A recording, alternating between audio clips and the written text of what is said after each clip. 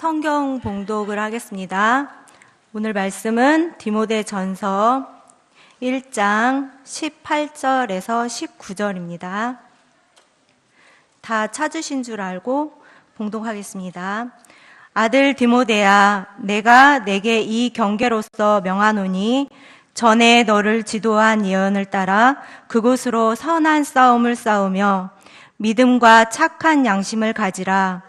어떤 이들이 이 양심을 버렸고 그 믿음에 관하여는 파선하였느니라. 아멘. 여러분들을 제가 말씀을 통해서 설득을 시키고 설득시켜서 여러분들께 개종의 의미보다도 최소한의 말씀을 바로 알면 이단에 빠지지 않습니다. 그 다음에 우리 교회 안에 잘못된 그 말씀의 깨달음을 가지고 우기고 막 이렇게 주장하는 사람에게 영향을 받지 않습니다. 그래서 어떤 여러분이 오랫동안 수십 년 동안 신앙생활을 하면서 잘못된 그 교리, 성경의 해석, 너무 잘못된 부분을 가지고 있는 것을 내가 개종시키고 싶지 않아요. 왜? 교회를 떠나니까. 그러나 우리 교회에 와서 잘못된 영향을 받았던 것을 우리 성도들에게 끼칠까 봐 거기서 영향받지 않고 믿음의 견고해져라, 그런 의미로 말씀을 전한다고 생각하세요?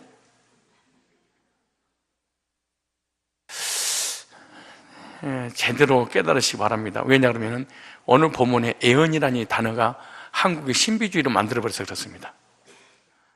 무지에서 나오는 이 샤머니즘, 그래서 목회자들이 성도를 가지고 막 예언기도 하고 통역을 해주고 막 계시받았다고 하는데 무지에서 나오는 거기 때문에 오늘 이 말씀을 잘 받아들여야 됩니다. 오늘 중심이 주제가요, 디모데가 목회자잖아요. 목회 사역이잖아요. 그래서 바른 사역은 말씀에 따라 선한 싸움을 싸우는 것이다.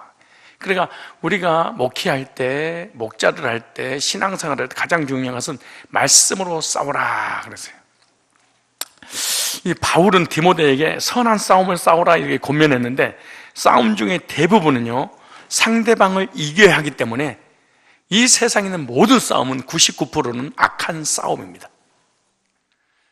그러나 우리가 싸워야 될 싸움은 악한 싸움이 아니고 선한 싸움. 그래서 바울이 디모데에게 선한 싸움을 싸우라 이렇게 말합니다. 여러분, 부부싸움은 전부 다 악한 싸움입니다. 왜냐? 제압하려고 성도끼리 싸우는 것, 그것이 악한 싸움입니다. 나라와 나라끼리 싸우는 것도 거의 다 악한 싸움입니다. UFC 도 악한 싸움입니다. 매달 달라고 막 악한 싸움이에요.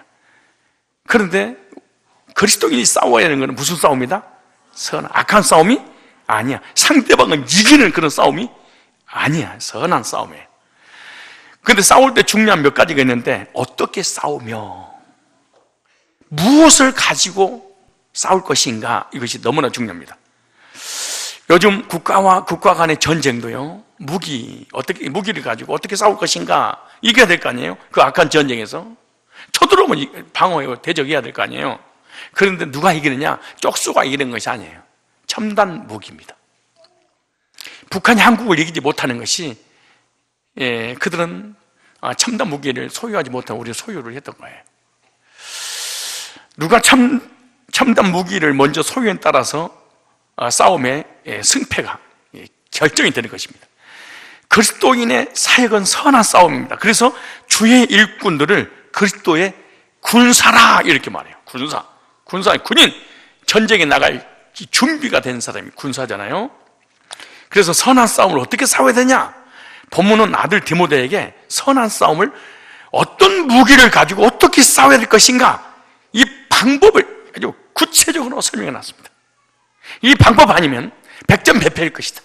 그러나 이 방법을 가지고 내가 너에게 주었던 이 무기만 가지고, 미국이 주었던 이 무기를 가지면 북한이 이길 수 있다는 거예요. 미국 물러가! 우리끼리 싸울 거야! 백전백패. 디모데야, 네가 가지고 있는 가지 못 이겨. 내가 너에게 알려준 이걸로 싸워. 그러면 너는 이 선한 싸움에서 반드시 나처럼 승리할 수 있어. 그렇게. 선한 싸움은 어떻게 싸울까요? 자신과의 싸움이죠. 선한 싸움이 뭘까요? 세상과 싸움이죠. 선한 싸움이 뭘까요? 믿음과의 싸움입니다. 이 세 가지 싸움을 따라합시다. 자신과의 싸움, 세상과의 싸움, 믿음의 싸움. 이 세 가지 싸움을 싸워야 됩니다. 내가 싸우고, 여러분 북한이 쳐들어왔어. 난 안 싸울 거야. 그런다고 봐주지 않아요. 상대방이 날 싸대기를 쎄렸어. 나 참을 거야. 2대 더 맞습니다. 이 선한 싸움을 싸워도 되고 안 싸워도 되는 게 아니에요. 구원받은 사람은 반드시 이거 싸워요. 거듭난 적이 없어. 안 싸웁니다. 거듭날 때 이 세 가지가 싸워져요. 거듭날 때 이 세 가지가 와요. 근데 여러분이 거듭난 적이 없다. 그럼 이게 싸울 필요도 없고 싸울 수도 없고 무기도 없습니다. 그냥 껍죽거리는 척하지 한 번도 싸워본 적이 없습니다. 우리는 이 무기를 알고 내가 어떤 무기를 가지고 있는지 알아야 되고, 그리고 어떻게 사용해야 되는지 사용 방법을 알아야지 승리할 수 있는 것입니다. 여러분, 영적 전쟁이든 세상과의 전쟁이든 자신과의 전쟁이든 믿음과의 전쟁에서 실패하지 말고 꼭 승리하시기를 바랍니다. 온유 목장 온유한다고 이기는 게 아니야. 뭐 착하다고 뭐 이기고 뭐 나는 싸우는 거 싫어요, 맞고 살 거예요, 그런다고 뭐 이기는 것도 아니고 일단 붙었으면 이겨야 됩니다. 여자끼리 싸우면 과거 아니야. 머리를 다 뽑아버리더라고. 막 얼굴을 헐 뜯어가지고 성형을 다시 하게 만들고 말이야. 돈만 들어가게 만들고. 그 여자끼리 싸우면, 남자끼리 싸우면은 막 가슴을 치고 이 다리 같은 데 불어넣고 그러는데, 여자들 얼굴을 꼬집어 뜯어가지고 그냥 흉물로 만들어버려서 안 됩니다. 그러니까 일단 싸우면 어디 머리를 끄집어 당기든가 머리를 다 뽑아버리고 대머리를 화장로를 만들든가 아무튼 이겨야 됩니다. 이거 이겨야 됩니다. 첫째 오이. 자, 첫째 오이 잊지 마세요. 이런 진짜 주신 말씀 있지만, 첫째, 예언을 따라 싸워라. 이렇게. 뭘 따라 싸워라? 자, 18절 오늘. 자, 몇 절에? 내가 다른 말씀 안 하고 바로 본론 들어가는 것은 할 말이 준비를? 자, 디모데전서 1장 18절 시작. 아들 그러면 안 돼. 아들. 이게 참 딸을 부를 땐 딸 그러더만 아들 부를 때는 거의 다 부모, 하장님도 자기 아들 부를 때는 아들 어디야? 아들. 그러니까 이게 아들 하면 달달달 떨어가요. 내 아들, 아들. 그러니까 바울이 디모데에게 편지 쓰면서 내 믿음의 아들아, 얼마나 사랑스러웠을까요? 아들아, 이렇게 말합니다. 내가 네게 이 경계로서 명하노니, 전에 너를 지금 아니에요? 미래 아니에요? 전에 너를 지도한 예언을 따라 그것으로 선한 싸움을 싸우며. 여기 첫 번째, 예언을 따라 싸우라 그러죠. 예언이라는 거 두 가지가 있습니다. 잊지 마세요. 한국에는 거의 기도원에서 예언하고, 신사도에서 예언하고, 인터컵에서 예언하고, 이 교회 목회자들 예언하고 하는 거의가 다 99.9% 거짓말입니다. 왜냐? 오노에는요, 예언에 두 가지가 있는데, 하나는 프레포라는 단어입니다. 프레포, 헬라어로. 프레포. 거기는 사도행전 1장 16절하고 데살로니가전서 4장 6절에 미래 예수님이 오실 예언에 대해서 이렇게 말해요. 예언. 두 번째, 또 하나의 예언인데 프로페테리아. 이런, 눈을 뜨고 따라서 해보세요. 프로페테리아. 이 두 단어가 있는데, 본문의 예언은 미래 일을 말하는 프레포가 아니야. 뭐가 아니에요? 프레포는 미래에 관한 얘기를 할 때 사도행전 1장 16절하고 데살로니가전서 4장 6절에 나옵니다. 그럼 오늘 본문은 이런 의미로 단어가 쓰여지지 않았어. 그리고 성경에 미래의 일을 말한다는 의미의 예언은 극히 제한됐고 예수님께만 돼서 재림할 때. 그리고 나머지는 전부 다 프로페테리아야. 근데 무당이 한국을 장악을 해가지고 무당적 원장과 무당적 목사가 너무너무 많아가지고 점을 치는 이런 예언 기도를 하기 시작을 했어. 목회자는 프로페테리아의 은사는 있었는데 이런 미래를 점을 치는 은사는 하나님이 안 줬습니다. 그런데 목회자에게 미래를 점을 치는 이런 애언 기도를 할 수 있다면 얼마나 권위가 높을까요? 그리고 얼마나 위험이 있을까요? 얼마나 이 성도들이 그 목회자의 말씀에 복종할까요?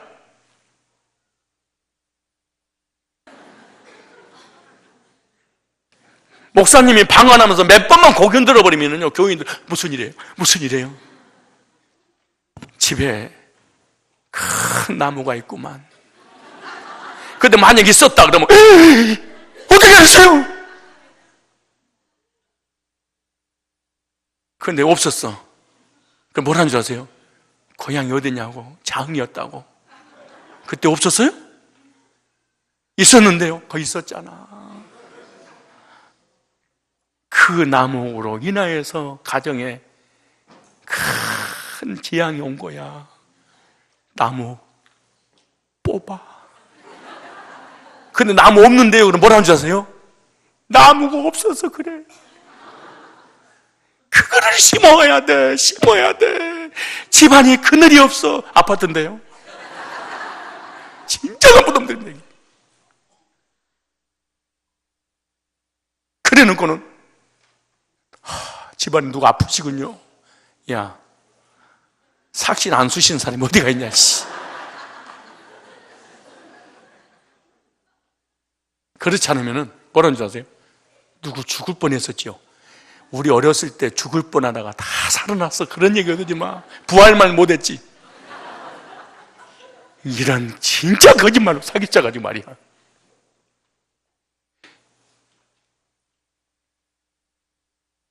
오늘 본문은요, 프로페테리아입니다. 그런데 이 프로페테리아가 요한계시록 19장 10절에 찾아보면 더 자세히 나옵니다. 요한계시록에도 거의 다 예언을 말할 때 프로페테리아입니다. 더 이상 기도는 온장이라든가 사기꾼들한테 속으면 안 됩니다. 꿈을 해몽해주고 예언 기도를 해주면 신령해 보여서 권위는 세워질 수 있습니다.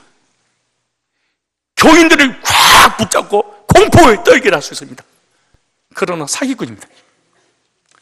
저도 예언 기도 있습니다. 하나님 주신 예언이 통밥의 은사. 나도 있습니다. 짐작의 은사. 심리학과 전공한 사람보다 내가 사람 마음 더 잘합니다. 우리 교인들 90%는요 A형, B형, C형, D형 없지만은 아무튼 없는 것까지 내가 맞춥니다. 없잖아요 벌써. 그런 거짓말을 하려 교인들을 막 공포에 떨게 만들고 막. 근데 수지타산이 맞는 거 아니겠어요?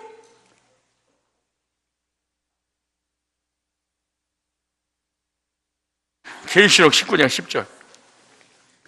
자 보세요. 시작. 내가 그 발 앞에 엎드려 경배하려 하니 그가 나더러 말하기를 나는 너와 및 예수 증거로 받은 네 형제들과 같이 된 종이니 삼가 그러지 말고 오직 하나님께 경배하라. 예수의 증거는 대언의 영이라. 프로페테리아입니다. 무슨 뭘 팼어요?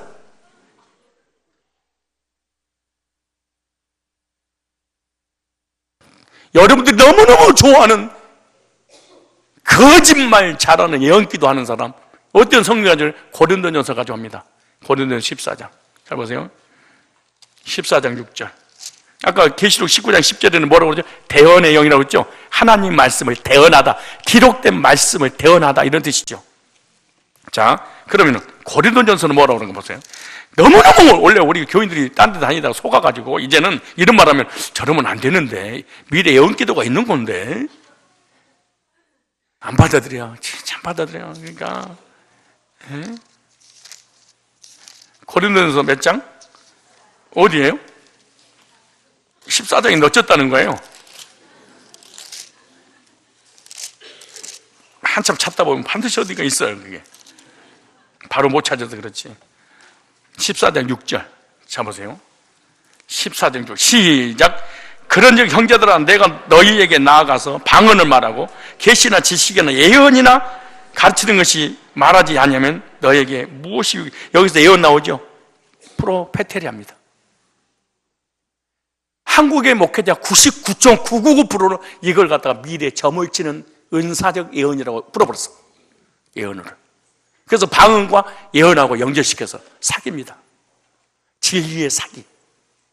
거짓말입니다. 이거 프로페테리아입니다. 내가 한국에 유명한 우리 교도 부흥이 한번 오셨는데 내가 이거하고 한번 싸웠습니다. 그 목사님은요, 한국에 그 사람 모르는 사람이 없습니다. 이분하고 나하고 이렇게 사모님이 나하고 친구이기 때문에 자주 만났습니다. 그래서 자꾸 성도들에게 예언기도를, 그리고 목회자들에게 예언기도 하는 방법만, 신사도적 예언기도를 막 가르쳐줘. 그래서 내가, 목사님, 이 예언이 어떻습니까? 그랬더니 여기 고린도 14년.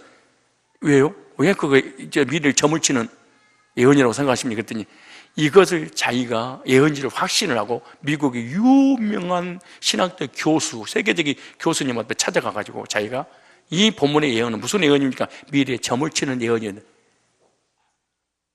미국까지 그것을 알아봤대. 알아볼 거 없어. 그냥 헬라어 사전 찾으면 나와. 프로페테리아. 그랬더니 그 학자가 그러더래. 미래에 점을 치는 예언이라고. 지금 예언기도 하는 거래. 무당이 점 치는 것처럼. 예수 이름으로 미래를 내다보는 점을, 성경에는요 절대로 미래를 알지 못하도록 주님 뚫어막아놔서 알 수 없다. 너희들은 알 바 아니야! 모르는 게 없어요. 그런데 왜 예언기도 한 줄 아세요? 구원받지 못해서. 왜 구원받지 못해서 예언기도 받으러 가요? 불안하니까. 뭐가요? 천국이 불안한 게 아니고 미래가. 어떤 미래가? 내 사업이. 기록된 말씀을 뭐 하는 것? 강대상에서 성도에게 선포해 주는 것, 이걸 갖다가 예언 그랬어. 프로페테리아. 미래가 불안하니까. 자녀의 문제, 직장의 문제, 사업의 문제, 건강의 문제가 불안해. 여러분, 언제 술 생각이 나? 은혜 떨어지면. 언제 세상 친구가 떠올라? 교인들하고 관계가 깨지면.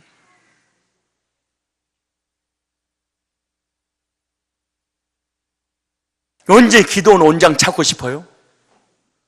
왜 그래요? 미래가 불확실하니까. 하나님이 안 믿어질 때, 복음이 안 믿어질 때, 하나님의 주권이 안 믿어질 때 예언기도가 판을 치는 거예요. 설교, 대언이라고 하는 것은 하나님 말씀을 받아서 전하는 것. 지금 내가 예언하고 있는 거야. 여러분, 제가 이렇게 설교하는 것이 대언, 하나님 말씀, 기록된 말씀을 선포하면은 하나님의 말씀을 나에게 주시려고 하시는구나, 이렇게 해야 되는데, 이렇게 안 하고 멍하니 있잖아요. 그런데 여러분, 개인적으로 띠용띠용 보인다, 띠용띠용 이러면요 좋을까요? 아니, 좋을까요? 좋을기는.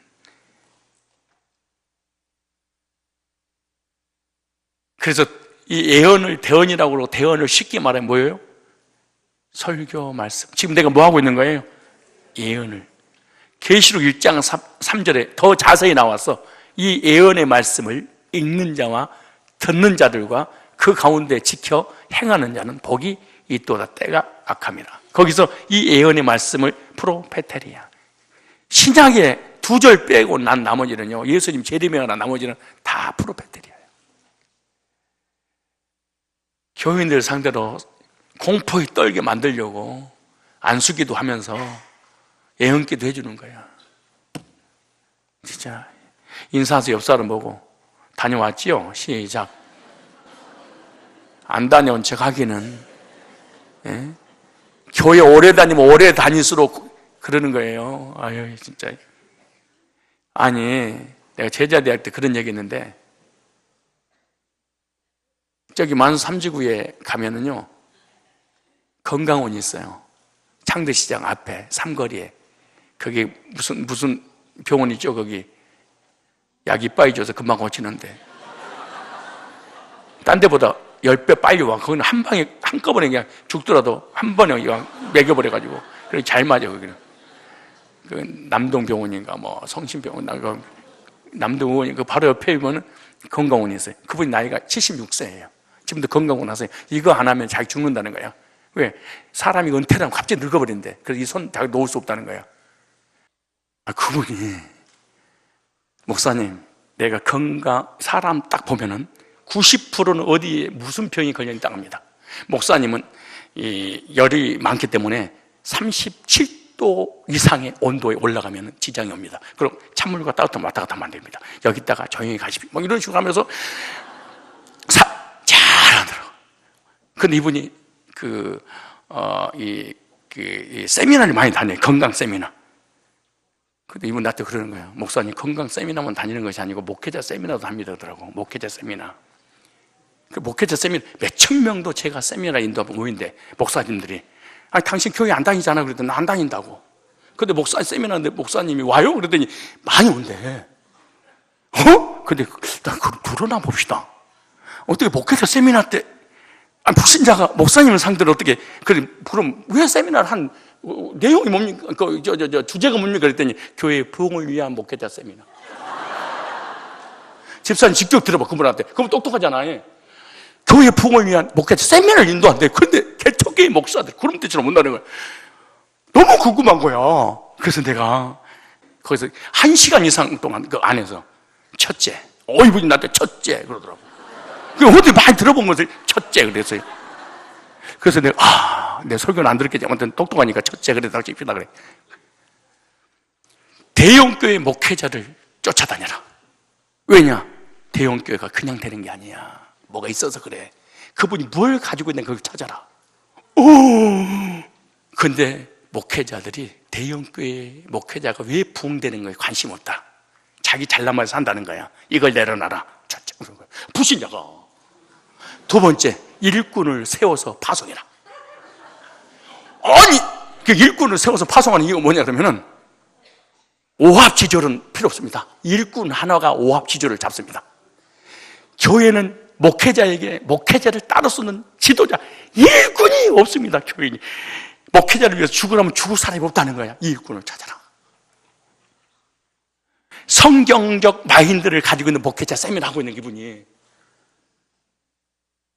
세 번째, 자질을 향상시켜라. 목회자들이 실력이 없다. 그럼 나한테 그런 거예요. 목사님, 무식한 목사들 많아요. 그럼 나한테 하는 말이. 그리고 신학을 하고 목회 안 하는 목사들도 많아요. 이런 거야. 백수들이 많다는 거야. 투잡된 사람도 많다는 거야. 그걸 하지 말고 실력을 가져라. 이러는 거야.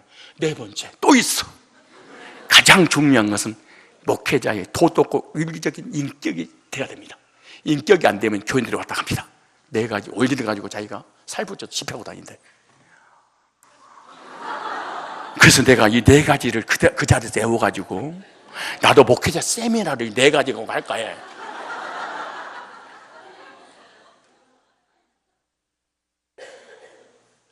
그런데 우리 선생님은 예수 안 믿어요? 안 믿습니다. 교회 안 다녀요? 안 다닙니다. 그래서 내가 그랬지. 선생님, 성경에 보면은 노아 방주 아십니까? 알죠, 노아 방주. 노아 8식구 살고 나머지 다 죽었잖아요. 근데 그 노아 방주를 누가 지었을까요? 그랬더니 노아가 지었잖아요. 아니, 노아가 안 지었어요. 노아는 돈 주고 불신자를 불러다가 그냥 방주 지으려고 그런 거지. 그래서 불신자들이 방주를 다 지어놓고 노아가 이 방주를 지었으니까 안으로 들어갑시다. 그랬더니 지어놓고 돈 세우고 다 가버렸고 노아 식구들만 안에 들어가서 노아 식구들만 살았습니다. 그랬더니 나를 타기를 보고 있더라만. 이와 같이 교회 부흥을 위한 목회자 세미나해서 하나님 잘 믿도록 해놓고 당신은 지옥 갑니다. 내가 그랬어.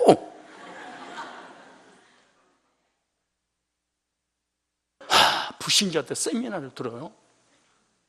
그래서 내가 그랬어요. 두 번째, 아니, 선생님, 예수님을 안 믿을 이유가 있을 거 아니에요. 그 많은 목사님을 만나고 수천 명 목사님 만나고 소개를 받았을 때 왜 예수를 안 믿습니까? 그때 이분이 하는 말이 나한테 그러는 거예요. 알면은 목사님 신앙을 버릴지도 모릅니다. 나한테 그러더라고. 그래서 내가 그랬지, 선생님, 저 설득 당할 준비 다 됐어요. 진짜 그래서 그분한테, 나는 목회하면서 힘들 때마다 목회를 그만두고 싶은데 내가 하나님도 믿고 성경도 믿고 구원을 받은 하나님 백성이기 때문에 그만둘 수도 없고 양 온 거 끝까지 가보려고 그러는데 누가 그냥 하나님을 안 믿을 수만 있는 어떤 분명한 원리를 가지고 나한테 설득만 시켜준다면 내가 진짜 안 믿으려고 그러는데, 이런 사람을, 이런 천재들을 만나본 적이 없는데 드디어 선생님 만났네요. 제가 진짜 정중히 그래서, 선생님, 하나님을 안 믿는 그 이유를 저한테 좀 진짜 설득 좀 시켜주라. 그럼 내가 목회 당장 그만두고 내가 그냥 평민으로 돌아가 사업을 하겠다. 내가 머리 좋으니까 내가 사업도 할 거야. 그래도 이분이, 안 될 텐데, 큰일 났는데요. 나 그러더라고. 큰일 날 텐데요. 알면 안 됩니다, 목사님. 알면 괜히 목사님 곤란해지고요, 힘들어집니다. 안 알려주는 거야. 자기가 하나님을 믿지 않아야 될 당위성에 대해서 자기 안다는 거야. 그래서 내가 그랬죠. 괜찮아요, 나 좀 설득 좀 시켜주네. 그래서 꼬드겼어. 그랬더니, 그런 말씀 드리지요 그러더라고. 그래서 이제 설득 준비 다 됐어. 이제 그때 이분이 그러는 거예요. 첫 번째가 성경은 잘못했습니다 이러더라고. 그렇군요. 성경이 도대체 얼마나 잘못됐습니까? 그랬더니 원래는 괜찮았는데, 아는 게 많아.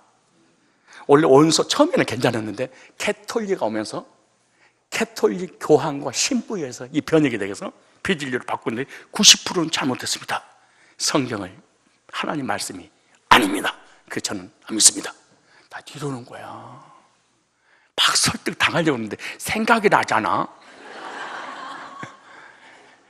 그래서 내가 그랬지, 맨 처음에 하나님이 우리에게 주신 원서가 있는데 히브리어가 있고 헬라가 있고 그것이 영어로 번역돼서 중국어로, 중국에서 한국어로 이렇게 번역하면서 약간 오류적인 것들이 내 단어에 있을 수 있다. 그리고 캐톨릭에서 나오는 그것은 공동 번역이고 거기만 별도로 또 자기들이 나름대로 만든 책이 있다. 이게 기독교가 아니다. 근데 한국의 목회자들은 이 성경만 가지고 설교한 게 아니다. 이 성경이 오기 전에 5단계, 6단계 히브리어 언어에는 어떻게 된, 헬라의 언어에는 어떻게 된, 즉 원서를 가지고 설교를 준비한다. 그때 이분이 가만히 있다가 역사적인 이 성경의 역사를 쫙 설명해 줬어. 그때 그분이 나한테 그러는 거예요. 그 목탕에서 나는 그 많은 목회자를 만났지만 성산교회 고목사님 같은 사람 내가 처음 만났습니다. 내가 두 손 들고 항복합니다. 이분이 그러는 거예요. 그래서 내가 마지막 보면서 딱 그랬어. 우리 선생님이 성경이 잘못됐다고, 번역에 문제가 있다고 캐톨릭으로 오면서 교황에 의해서 만들어진 이 허구에 대해서 당신 머리에서 나온 게 아니에요. 내가 그래서 책 읽었지 그랬더니 어떻게 알았어요? 원래 보통 사람 머리에서는 성경을 이렇게 잘못되었다고 반박할 수 있는 인간만 일반인은 없거든요. 책 봤지요? 인터넷 뒤졌지요? 예, 그러더라고. 그래서 내가 마지막 오면서 그랬어요. 선생님, 지금까지 가짜를 만났잖아요. 근데 가짜를 만나서 죽어버렸으면 지옥 안 갔을지도 모르겠어요. 왜? 계속 가짜만 들었으니까. 예를 들어서. 근데 진짜로 오늘 만났네. 진짜를 만났는데 방주 안에 안 타면 이거는 당신은 다시는 영원히 용서받을 길이 없습니다. 성경이 진짜라고, 진리라고, 예수에는 구원이 없다고 성산교 고목선을 통해서 들었는데도 불구하고 이걸 받아들이지 않는 죄는 우리 선생님 죄입니다. 그럼 갑니다. 그걸 헤어졌어. 성경이 잘못되고 하나님이 안 계시고 우리 영혼이 없고 내세가 없고 구원의 길이 잘못됐다고 나 한번 설득시켜봐. 검사가 됐든 판사가 됐든 교사가 됐든 역사학자가 됐든 설득을 해봐. 불신자들이, 똑똑한 불신자들이 거짓말로, 그러니까 생각이 얼마나 실력에 대한 무지면 불신자들이 목회자 세미나를 인도하냐고.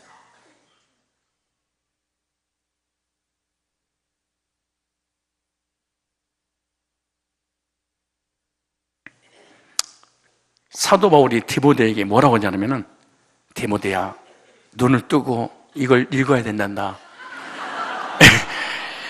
애언을 따라 싸우라. 즉 네가 선한 싸움을 싸우는데 어떻게 싸우라? 하나님의 말씀을 가지고 싸우라. 우리가 싸우는 선한 싸움은요, 하나님 말씀에 순종하는 일에 있어서 자기하고 싸움이야. 여러분은 자기하고 싸움에서 백전백패라는 이유가 있죠. 하나님 말씀이 강대상에 선포될 때 자기에게 순종하지 않아 백전백패입니다. 그래놓고 나는 구원받았니, 믿음이 있니? 새빨간 거짓말입니다. 저런, 어떻게 그 IQ 130, 140 가지고 사기를 찔라고 그래. 여기 나오잖아요. 영적 전쟁에서 승리의 길은 뭐냐? 하나님 말씀 선포될 때 자기하고 싸움인데, 그 말씀에 내가 순종하냐, 순종하지 않느냐에 따라서 지느냐, 이기느냐. 이게 바울이 이렇게 얘기해놨어. 네가 하나님 말씀을 어떻게 순종할 것이냐, 이 일이 있어서 순종하느냐 못하느냐에 따라서 자신과의 싸움이란다. 그래서 본문에서 예언은 넓은 의미에서 성경 말씀 전체를 얘기하는 거예요. 좁은 의미에서 바울이 제자 디모데에게 지도하는 말씀을 얘기하는 거예요. 두 가지입니다. 이게. 디모데전서 4장 14절 보세요. 이 말씀이 좀 더 구체적으로 살피면은 디모데전서 4장 14절이에요. 자, 이 말씀이 도대체 무슨 말씀인가? 4장 14절 시작. 네 속에 있는 은사 곧 장로회에서 안수받을 때 예언으로 말미암아 받은 것을 조심없이 말며 예언으로 말미암아 나오죠. 프로페테리아. 무슨 말이에요? 목사 안수식 받을 때 강대상에서 노회장 목사님이 권면했던 그 말씀, 프로페테리아. 디모데가 목사 안수를 받을 때 바울이 권면해줬던 프로페테리아, 이 메시지, 그때 내가 주었던 그 메시지 잊지 마라. 기억해. 내가 신방 갈 때 축복해 주기 위해서 주셨던 그 말씀, 프로페테리아 잊지 마라. 그런데 목사님 오시니까 몸 안에 있는지 몸 밖에 있었는지 모르고 멍하니 얼굴 빨개다가 신방 오면 더 해주세요. 그때 무슨 말이 기억이 안 나요. 마찬가지 디모데도. 네가 안수 받을 때 받은 말씀 있지 않냐? 그 말씀 조심 없이 하지 말고, 그렇게 말했어.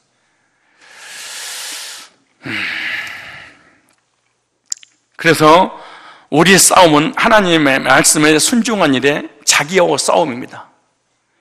그리스도인의 평생 싸움은 말씀을 따라 순종하는 삶인데, 순종하지 않는 사람은, 이 사람은 이미 백전백패한 거예요. 거짓말합니다, 이 사람은요.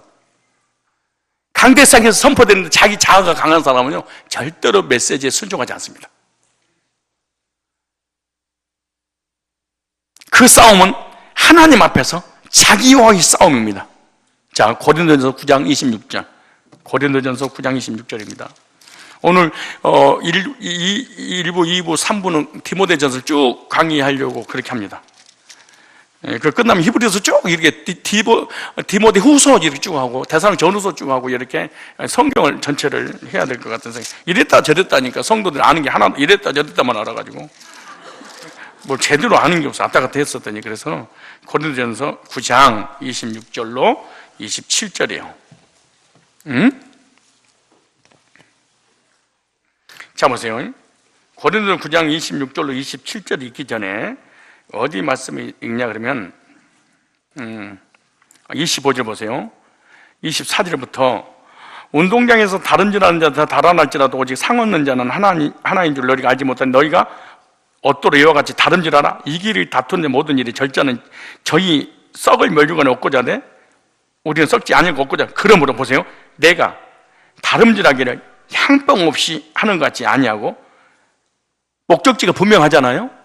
싸우기를 허공을 치는 것 같지 아니하여 내가 내 몸을 쳐 복종케 하면, 하나님 말씀으로 누구하고 싸움이에요? 자신과의 싸움.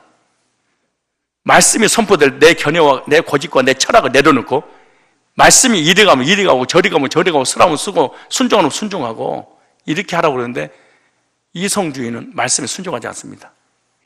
이성주의 중에 우리 하나가 누구냐 그러면 우리 항구입니다. 이 항구가요, 항구하고 우리 좀 이성주의가 있어요. 한국은 눈물도 콧물도 없는 이성주의고, 우리 상건이는 눈물 콧물이 있는 이성주의고, 우리 항수 장로님 신혼여행 가네 누구에게, 헌진이 걔도 눈물 콧물도 없는 이성주의입니다.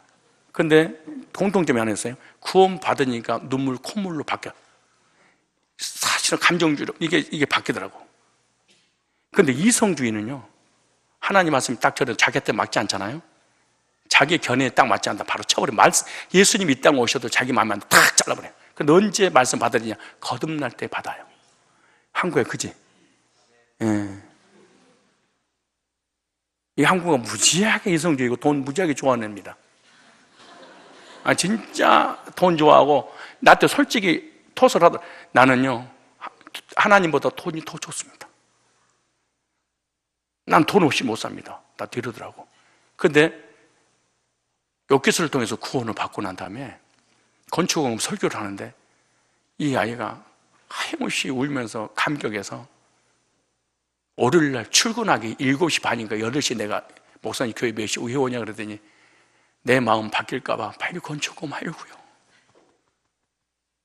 울먹거리면서 건축공업 하면서 나한테 이런 얘기 하는 거예요. 목사님, 나는 돈도 너무 좋아하지만 주님 만나서 주님이 저 건축공업 목사님 말씀이 오면 고레스의 복을 주신다는데 고레스의 복을 주시지 않아도 괜찮습니다.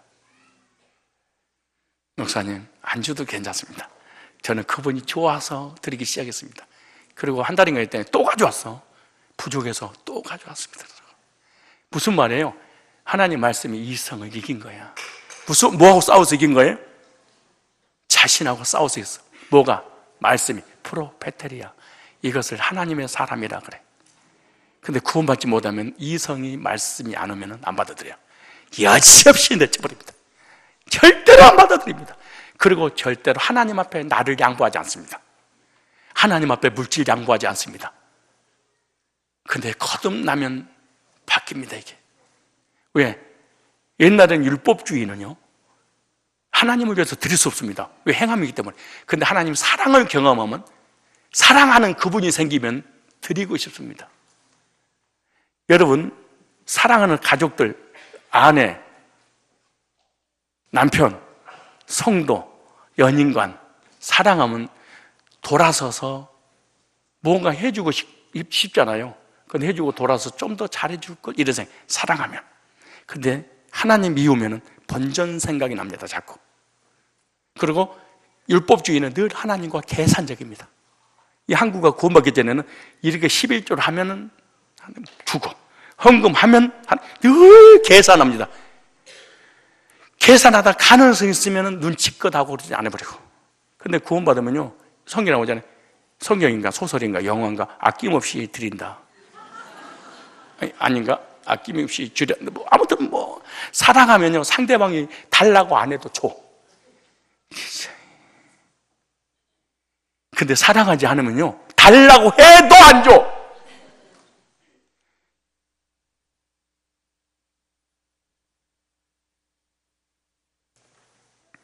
한국에 그지? 내가 너를 위해서 우리 교회에 올고 이놈을 어떻게 사람 만들까? 너만 놓고 기도했다, 청년들 중에 사실은. 근데 너 하나 딱 바뀌더라. 너만 놓고 했더니.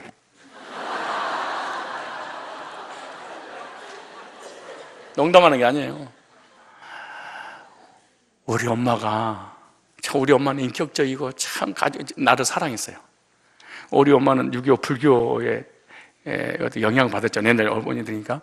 내가 교회를 딱 나가니까 엄마도 나랑 같이 교회 가 그랬더니 아들이 믿는다는데 내가 가줄게 걱정하지 마. 그들은 나와서. 근데 기도를 하면 서너 시간씩 기도를 해.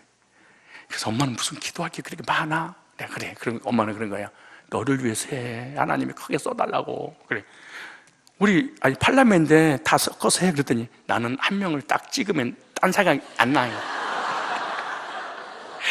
그 영향을 내가 받았나. 너만, 울면, 나만 기도를 하면 그렇게 운다는 거예요. 엄마가. 하나님 앞에 그렇게 울면서 기도해.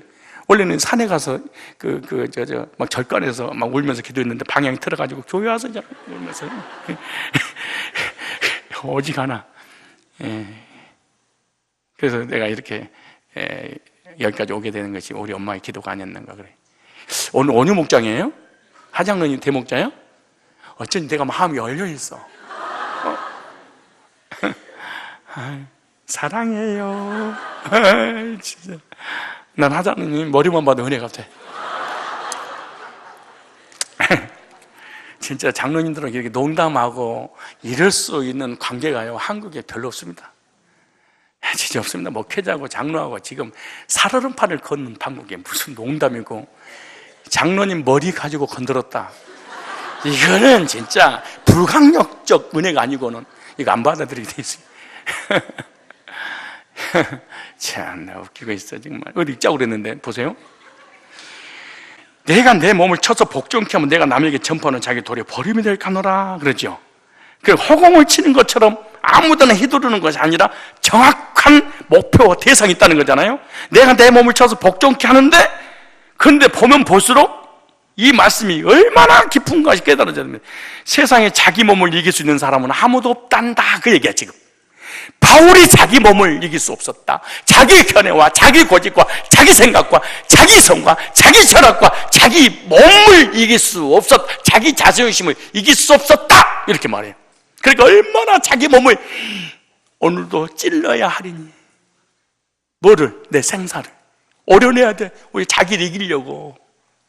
중들은 막 이 대나무를 만들어 머리통을 찍으면 정신 차려, 이 새끼야. 지금 내 생각이, 지금 네가 미투에 걸려들려고 그래, 이 새끼야. 그럼 막 이러고. 그래, 성도들은 막 쫙, 이렇게 막 부르짖고 난리 치는 거예요. 무슨 말이야? 몸을 못 이긴단다. 너는 너를 못 이겨. 바로 그런 거예요. 못 이겨. 나도 나를 못 이겨. 그래. 근데 어떻게 이겼냐? 말씀으로 이겼다. 그래. 뭘로 이겨? 무슨 말씀으로? 페테라로 내가 이겼어. 야, 진짜 우리가 하나님 말씀에 순종하려 할 때 거추장스러운 게 뭔지 아세요? 사실은 몸때가 아닙니다. 아버지, 오늘도 은혜 주셔서 감사합니다. 오늘도 말씀을 통하여 만나주셔서 감사합니다. 오늘도 고난주간 구원의 확신과 구원의 감격이 넘치게, 주님의 고난이 나의 고난입니다. 그런데 내 영혼이, 내 속사람이 기뻐 뛰고 찬양하고만 감격하잖아요. 한 발짝만 밖에 딱 나가봐. 지금 방금 눈물을 흘리고 은혜 받고 주님 없이 못 산다고. 내 육체도 몸도 생각도 다 주님의 거예요. 나의 나들치는 것은 하나님의 은혜예요. 근데 차가 앞에 딱 막았다. 근데 목사차야. 소용없습니다. 배는 우리 육체 못 이겨요. 우리가 보통 놈이 아니에요. 괜히 아이고 예쁜 척, 뭐 겸손한 척, 잘난 척, 아주 믿음 있는 척 하고 자빠져 있는데, 배의 쇼를 다 벌어도 너는 너를 못 이겨. 우리의 죄성과 우리 자존심과 우리 내 자아를 내 스스로 못 이기는 거야. 그래서 얼마나 힘들었으면 내 육체를 쳐서 복종시킨다 그래. 뭘로? 말씀 앞에. 뭘 안 잃어버리려고? 상 안 잃어버리려고. 우리 권사님한테 제가 그랬어요. 이제 권사님은 구원 받았으니까 자존심도 없고 다 없겠네. 그랬더니 없어요, 자존심. 저는 꼭 저분이 이렇게 표현, 없어요. 이제는 구원 받았어요. 나는 옛날에 진짜 대단했어요. 걔도 원장 타고 부흥에 막 내가 진짜. 그걸 돌아서서 어떤 집사이, 그 나는 가만 놔. 한 번만 걸리면 가만 안 돌아서자마자 그냥 전도사고 뭐고 나도 잘못 걸리면 확. 그것도 5분이나 걸린 것도 아니야. 이것도 예배당 나간 것도 아니고 바로 바깥에 나간 것도 아니고 그 안에서 잠깐 얘기하는 중에 그냥 뭐 아니 그 자리에서 그냥 까기 시작하는데, 그래서 내가 아무 말도 안 하고 진짜 자존심 많이 버렸네요. 전부 다 쓰다없는 얘기 하는 거야. 그냥 하지 말라고 하지 말래. 그러면 자존심을 버린 분이 하지 말라는 것은 지금 뭐가 있다는 거야? 건들지 마요. 나 목사님 나 건들면 갈 데도 없어요. 나 이제 여기 그만두면 어디 가라는 거예요? 가고 싶어도 못 가니까 나 건들지 마. 이 씨는 아니어도 그 씨는 속으로 부르는 거야. 이게 우리는 이게 뭔 얘기야? 뭔 얘기는 거야? 건들면 안 됩니다. 아무튼 교회 열심히 다니고 기도 많이 하고 예배 오래 드리고 직분을 맡고 주님께 헌신하고 충성하고 주님을 위해서 죽었다고 구원받았다고 간증하면 할수록 건들면 안 됩니다. 진짜 건들면 안 됩니다. 부교육자들 조심하십시오. 성도들 건들면 안 됩니다. 너무 믿음이 좋고 인격이 변화되고 성화됐기 때문에 건들면 안 됩니다. 이분들은 전부 다 자식과 싸워서 승리한 사람들입니다. 고발하면 안 됩니다. 하나님을 떠난 죄인은 타락한 견해, 타락한 고집, 타락한 죄성, 이기주의적 자존심, 자기중심적이고 딱 이게 사로잡히기 때문에 말씀을 듣는, 말씀이 떨어지는 그 현장에 내가 있어서 말씀을 계속 받고 말씀을 내 자아를, 내 견해를 이겨내고 말씀에 순종하고 말씀이 나를 통해 역사하지 않는 이상은 우리는 백전백패입니다. 그래서 바울이 디모데야, 너는 너를 못 이겨. 너 못 이겨. 프로페테리아, 너 목사 안수 받을 때 내가 권면한 그 말씀 있지? 그걸 가지고 평생 붙잡고 살아. 그리고 내가 너에게 전해준 성경 66권 있지? 이 말씀이 선포되어지면 너를 위한 말씀이라고 생각하고 그 말씀 앞에 네 견해를 예속시켜야지, 복종시켜야지, 내려놔야지. 네 이성이 믿어지지 않더라도 말씀이 옳다고 하면 말씀 따라가야 돼. 그래야지 네 육체가 이길 수 있어. 어디 앞에? 말씀 앞에 네 육체를 복종시켜.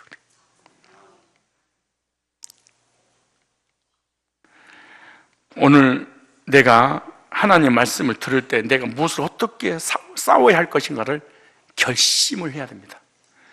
우리가 예배에 참여하는 것 자체는 뭔 줄 아십니까? 일종의 싸움입니다. 자, 예배에 참석한 것도 뭐한 거예요? 전쟁입니다. 어떤 전쟁? 세상으로 갈 것이냐, 예배 자리에 올 것이냐, 하나님 말씀을 들을 것이냐, 세상의 오락을 향해서 갈 것이냐. 여러분들은 싸워서 승리한 사람이 여기 온 겁니다. 승리 못한 사람이 이 자리에 절대로 있을 수 없죠. 패한 사람이죠. 싸움에서 승리한 사람은 당당히 오는 것이고, 승리하지 못하고 실패한 사람은 망설이는 사람입니다. 여러분, 망설이다가 밥 먹고 망설이고, 노듬이 있다가 망설이고, 밥 먹으면서 예배 안 드리고 갈까 망설이다가, 근데 김장로님이 붙잡은 말에 차 한잔 하고 가오. 그래서 차를 한잔 마시면서 올라갈 때 목사님 눈 안 마주치면 살짝 갈까 이렇게 망설이다가, 이렇게 해서 산보협에 나오는 거지. 됐든 간에 자기하고 싸워서 뭐 한 거야? 승리한 거야. 인사하세요. 내가 당신을 뻘로 보면 안 되겠네. 승리자네요. 시작.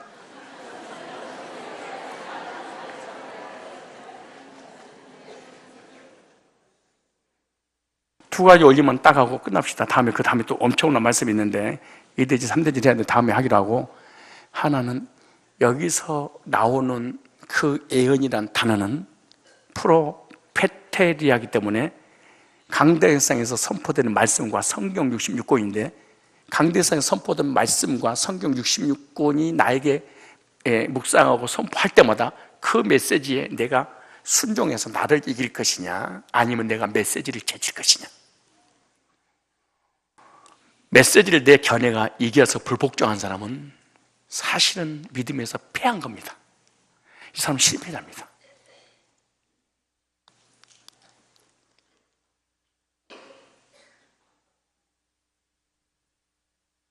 천국하는 그날까지 내가 원하든 원하지 않든 우리는 전쟁은 시작됐습니다.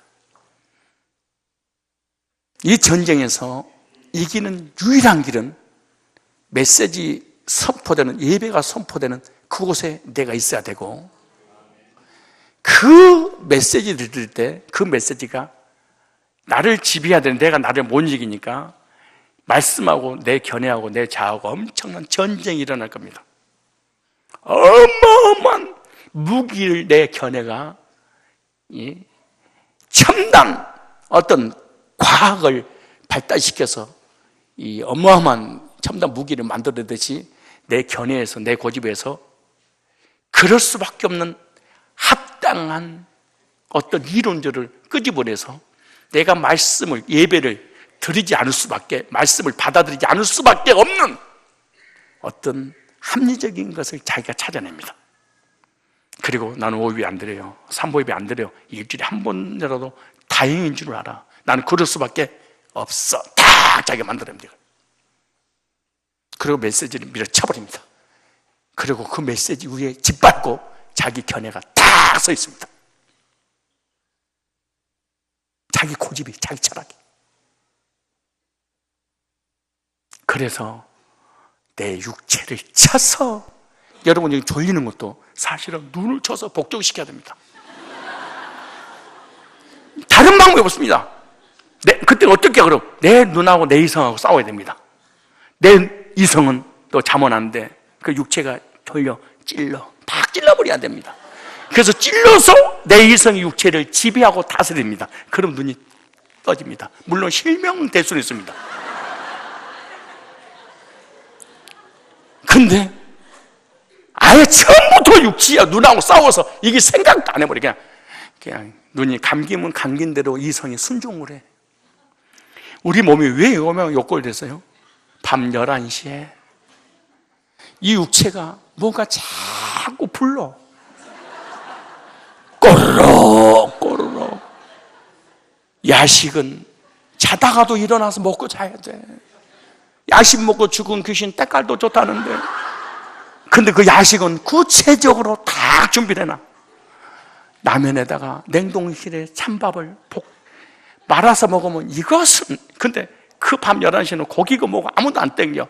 이상해. 라면에다가 식은밥 말아먹는 거, 거기다가 만두 2개만 풀면은 이거, 이 우리 어른들의 컨셉이고, 젊은이들은 나볶이, 나봇대라고 그래요. 라면 보통 때우는 거, 막 라면에다가, 막 떡볶이에다가, 치킨에다가. 어제 저녁 밤 11시에 누가 그래 나한테 먼저 주무세요 그래. 그래서 왜요 그랬더니 뭐 시켰어요 그래. 왜 밤 11시 뭘 시켜요? 토요일에 그랬더니 치킨 한 마리 시켰어요 그냥. 그냥 보통 11시, 12시 되면 치킨이 막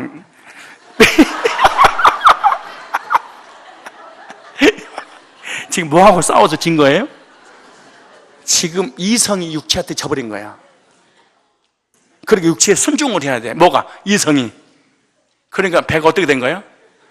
그럼 아침에 이성이 후회를 해. 조금만 참고 얼른 자버렸어야 되는데 내가 왜 앉아가지고. 그래서 똥이 사발로 나오는 거야. 똥 나오는 거 보면서 어이구 살은 얼마나 쪘을까. 지 혼자 화장실에서 배 가지고 잡아 뜯으면서 이래도 늦었어. 후회도 속은 이미 배 가지고는 2cm가 늘어난 다음이야. 늘어난 2cm는 10년 가도 안 줄어들어. 져서 그러잖아. 마찬가지야. 우리의 이성은요, 육체의 말을 순종하지 말씀에 순종 안 하게 돼 있어. 더 많이 벌어라. 너를 위해 써라. 네 인생은 너의 거야. 하나님 앞에 적당선에서 해야지. 다 육체를 위해 사는 거지. 네 영혼을 위해 사는, 내세 준비하지 않습니다. 이 이성은, 타락한 이성은요, 절대로 내세를 준비하지 않습니다. 절대로 하나님 주권을 인정하지 않습니다. 절대로 말씀에 순종하지 않습니다. 이성이야, 네가 이성아 그런가 이지성아 그런 줄 알았어 내가. 그래서 얼마나 힘들었으면 바울이 내 육체를 쳐서. 여러분들이 바늘로 찔린 그런 건 얘기하는 게 아니야. 말씀이 이길 것이냐, 내 자아가 이거의 전쟁이었다는 거야. 평생. 왜? 이성이 바울이 너무 강하니까 말씀에 순종하지도 못해. 그 디모데야, 너는 네 이성 못 이겨. 네 자신 못 이겨. 네 육체의 욕망 못 이겨. 그러니까 치열한 싸움을 해야 돼. 여러분, 예를 들어서 남편이 뭐라고 그러면, 누가 뭐라고 그럴 때 조금만 내가 참으면 되잖아요. 근데 이성이 못 참아. 너 자존심도 없어. 그러면 소리를 부락. 이거요,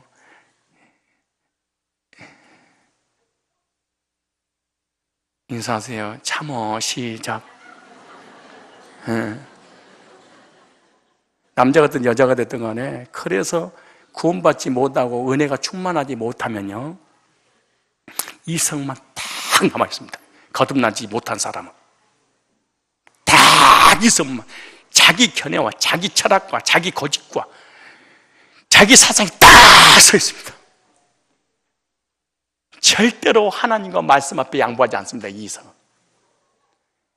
그리고 기분 좋으면 그때 순종이나 좀 해볼까? 이성을 살짝 격려해주고 인정해주고, 아우, 세상에서 당신 같은 사람 어딨어? 완전히 바짝 가물었는데 너무 예뻐. 어머, 저런 사람 완전히 그냥 세탁기 돌려야 되는데 막. 그래도 아름답습니다, 예쁘다 그러면요, 밥상이 달라져요. 그때 말씀에 순종하는 것이 아니라 격려에 순종하는 거예요. 왜? 자기를 인정해 주기 때문에. 근데 바울은 그런 거예요. 예언을 따라 싸워라. 예언을 따라 싸워라. 선한 싸움을 싸워라. 말씀에 순종하는 것이 싸워서 이기는 거고, 두 번째, 교회 나와서 예배드리기 위해서 세상과 싸워서 이기는 거야. 예배 시간에 내가 와 있다, 그래서 이기는 거야. 그런데 두 번째 이기는 거냐? 말씀에 순종하는 것이 이기는 거야. 근데 황구야, 말씀을 들어보니까, 지금까지 자기 인생을 살아보니, 인생 별로 안 살았지만 아무튼 신앙생활 해보니까 은혜가 되니까 되지, 이게. 예. 근데 은혜가 없고 구원받지 못하고 마음이 공허하면은요, 딱 이성만 딱 남아있어. 그래서 판단하고 비판하고 정지하는 무기로 내 인생이 쓰임받지, 절대로 순종하기 위해서 교회 나오는 게 아니야. 바울이 디모데에게 프로페테리아로 승리하라고 말씀하신 것처럼, 첫 번째 교회 나옴으로 승리하셨고, 말씀을 들음으로 순종해서 나의 이성과 내 육체의 욕망을 이기고 영적 전쟁에서 승리해서 하나님 앞에 끝까지 사역자로 쓰임받기를 축복합니다. 걸어가신 하나님, 오늘도 말씀을 통하여 프로페테리아라는 이 의미를 가지고 성경 66권 이후 기록된 하나님의 말씀뿐만 아니라 강단에서 선포된 하나님의 귀한 말씀이 선포되어질 때 그 말씀에 내 이성을 복종시키고 말씀에 순종하는 것이 프로페테리아의 은혜와 복을 받아 누릴 수 있다고 말씀했사오니, 주님, 말씀이 선포될 때마다 내 이성이 아무리 강해도 이 말씀에 내 견해와 내 고집과 내 철학과 내 사상과 내 이념을 내려놓고 말씀의 역사를 체험하는 하나님의 일꾼들이 될 수 있도록 주님, 믿음과 은혜를 더하여 주옵소서. 예수님이 걸어가신 이름으로 기도드리옵나이다. 아멘.